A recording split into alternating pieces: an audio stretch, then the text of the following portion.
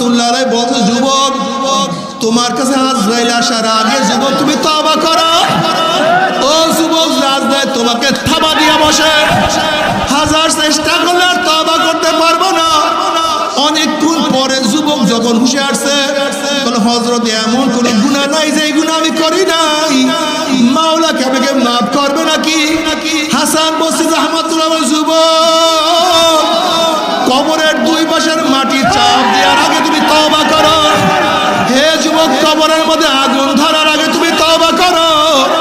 হে যুবক, কবরের মধ্যে সাপ তোমাকে আঘাত করার আগে তুমি তওবা করো। ওই যুবক আবার চিল্লান দিয়া বেহুশ হইয়া পড়িয়া গেছে। বলছে হাসান বসরি রাহমাতুল্লাহ আলাইহি বয়ান করতে আসেন, হুঁশে আসার পরে বলে, হযরত শায়েখ মাওলা কি আমাকে মাফ করবে নাকি? আমি তো গুনার পাহাড় করিয়া ফেলাইছি।